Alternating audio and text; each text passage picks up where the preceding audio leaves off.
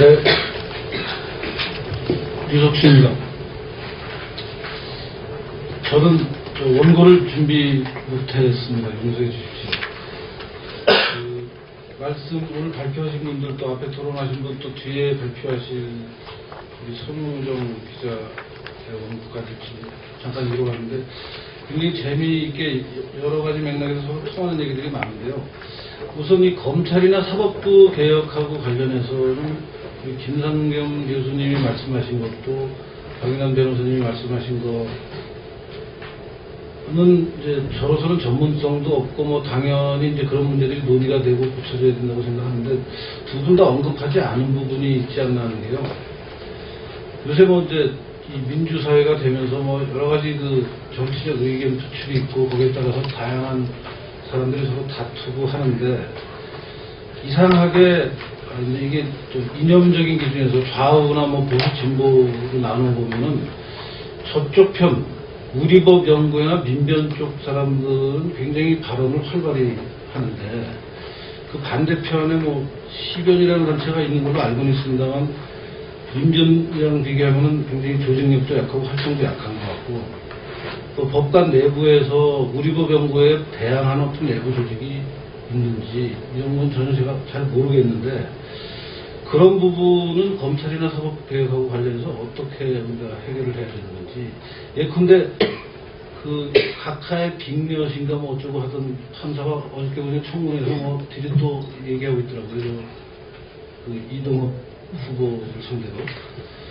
근데 그 사람이 거기서 얘기하는 걸 보면서 아 이게 이래도 되는 건가 하는 생각이 우선 그 세팅 자체가 마음에 안 들더라고요. 그러니까 이동욱의 그 자질 문제는 또 다른 차원에서 논의를 할 수 있겠지만 그 제가 보기에는 그 사람이 평소에 그 법관으로 활동할 때 SNS에다 올린 그런 그 내용들을 갑자기 기억이 나면서 저런 사람이 지금 이제 국회의원이 돼가지고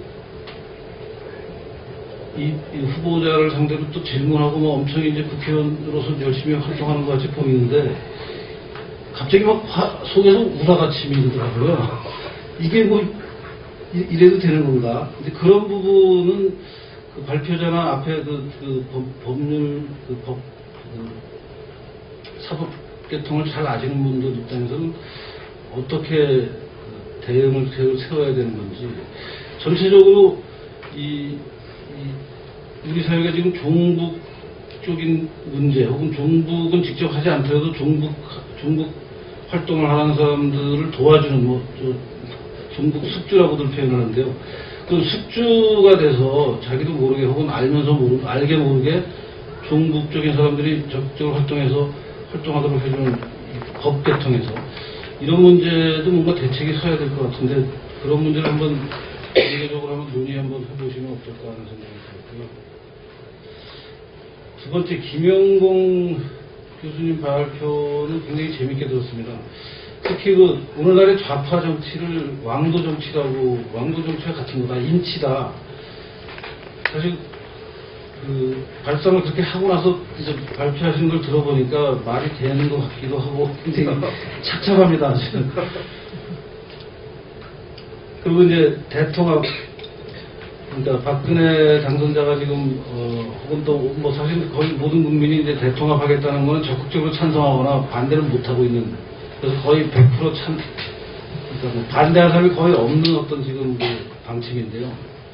이거 할 필요 없는 거다. 갈등을 오래 관리하면 되는 거 아니냐.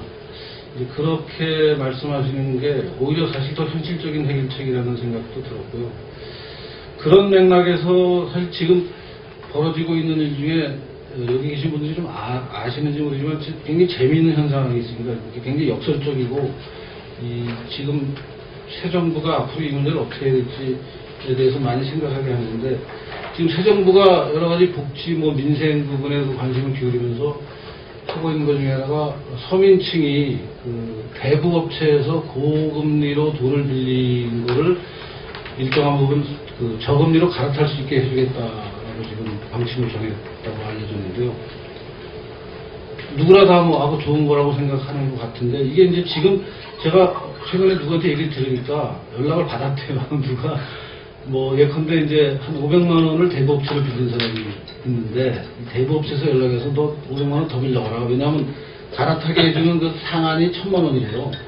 1000만 원까지는 고금리를 저금리로 갈아타게 전면을 해주겠다라는 게 지금 민주주의 쪽의 방침인데, 그러면 너는 너대로 돈이 생겨서 좋고 우리는 우리대로 고금리로 돈을 빌려서 좋고 그 차액은 정부에서 세금을 떼어준다니까 너 나머지 500만 원 더 빌려가라라고 지금 시장의 반응은 이런 거예요 지금.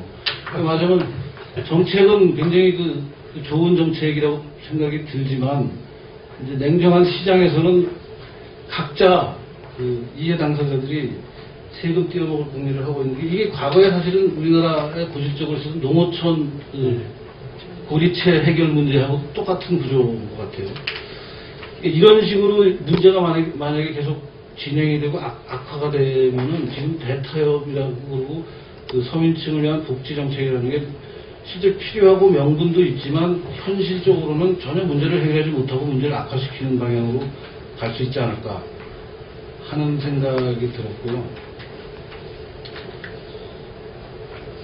그 생계형 범죄자도 그래서 구제해주면 안 된다라는 게 지금 김영곤 교수님의 말씀이고, 그 구체적인 데이터를 사실 저는 처음 봤는데 이렇게 많은 사람들이 그 사면 복권이 되는 거를 보면서 뭐 저는 개인적으로는 뭐 예를 들면 운전 교통 규칙을 지키지 않은 사람들을 사면 복권 시켜주고 하는 거는 뭐 그런 데는 의의가 있다고 생각하는데요. 이 국보법 위반자, 말하자면 국가의 기본을 흔드는 범죄를 저지르고 사면복권돼서 다시 정치권에 진입하는 거는 이건 꼭 막아야 되는 거 아닌가 하는 생각이 들어요. 그러니까 지금 사실 국회의원들 중에 대부분 국보법 대부분까지는 몰라도 많은 사람들이 국가보안법 위반이나 혹은 그 내란죄 또 그 관련된 지금 말씀하신 집시법 이런 것들을 위반하는 사람들이 이제 다 사면복권이 돼서 정치권에 다시 들어가고 있는데, 다른 생계형 범죄자를 구제하는 사면복권은 몰라도 그런 범죄를 저지른 사람들은 영원히 정치권에 진입할 수 없게 해야 이 종북 문제도 해결이 되지 않나 하는 생각이 드는데요. 그 부분도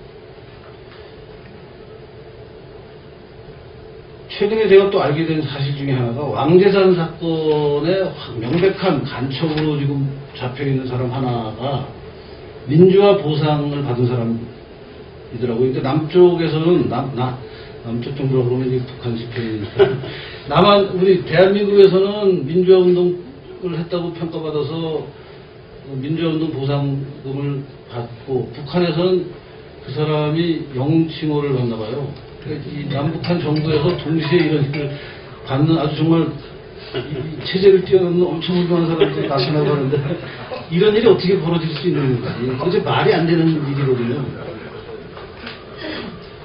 그래서 그런 부분에 대한 어떤 해결책이 있어야 되지 않을까 하고요. 그 다음에 국회의원들이 누리는 여러 가지 특권에 대해서 말씀하셨는데, 사실 저도 보고 있으면 우리 이영주 교수님 얼마나 억울하시겠어요. 문턱까지 가셨다가 비행기라 이런 거 다 공짜로 타는 모양이네요. 근데 이제 어떻게 보면 우리나라가 그렇게 국회의원 특권이 많기도 하지만 일본이랑 비교할 때 이제 일본 부분을 아마 다음번에 우리 선우 기자께서도 자세한 말씀을 하실 것 같은데, 일본은 대대로 국회의원을 하는 사람들이 굉장히 많더라고요. 세습 국회의원들이. 그러니까 정치가 집안에서 태어나서. 그런 거에 비하면 우리나라는 최근에 그런 사람들이 생기고, 지금 박근혜 대통령도 대대로 대통령을 이제 하는 케이스가 됐는데, 물론 이제 선거라는 절차를 거쳤기 때문에 북한의 세습 체제하고는 비교할 수 없는 일이지만, 세습 국회의원이 그냥 당연한 걸로 인정되는 사회보다는 우리나라가 훨씬 더 정치권에 좀 비판적이지 않나 하는 생각도 들고요. 또 동남아시아에 가서 제가 보면은 그 필리핀 같은 데 가서 얘기 들으면은 자기네는 전직 대통령을 항상 무슨 뇌물 같은 문제로 이제 말썽이 되긴 했는데 감방에 보낸 적이 한 번도 없다. 근데 니네 나라는 대통령이 물러나기만 하면 그 즉시 감방에 보내더라. 굉장히 훌륭한 나라 아니냐, 니네 나라.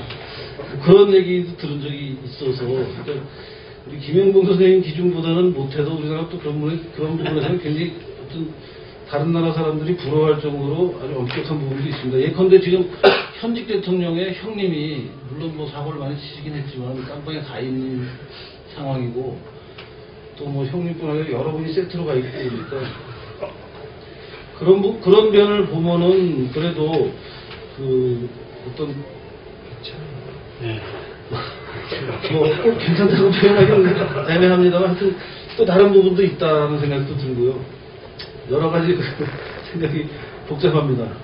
그리고 아까 말씀하신 그 앞에서 토론하신 그 성공보수나 뭐 이제 수임할 때 정관예우를 통해서 엄청난 돈을 벌고 뭐 퇴임해서 한 50억 원 벌어야 된다는 그쪽에서 상식으로 돼 있다는 말을 들으면서 사실 대통령도 연봉이 뭐 1억 5천인가 2억이 안 되는 정도 알고 있고 제가 대학 교수를 30년 했는데 1억이 뭐 실제 받는 돈은 전혀 안 되고 뭐 이런데 이분들은 막 한 해에 10억씩 벌고 사실은 삼성이 뭐 현대인 이런 대기업 위원들은 20억, 30억, 50억씩 번다고 얘기 들었는데 이게 맞아요. 신자유주의하고 이제 맥을 같이 하는 것 같습니다. 그러니까 시장에서 능력이 있으면 그냥 얼마든지 벌어라.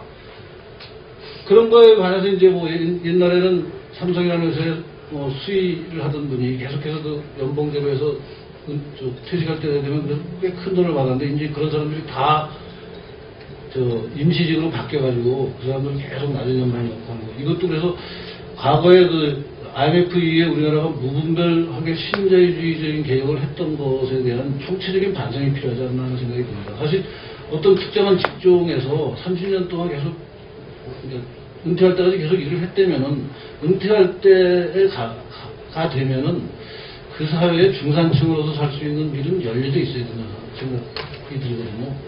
그 사람은 임시직을 계속 30년을 계속해서 그냥 아주 최저임금으로 계속 예컨대 기사나 이런 직종에서 30년을 했는데 계속 하층이다. 그러면 사실 희망이 없는 사회거든요. 그래서 그런 부분도 신자유주의라고 우리가 부르는 그런 시장 만능주의 논리를 좀 바꿔야 될 때가 되지 않을까 하는 생각도 듭니다. 이상으로 마치겠습니다. 예.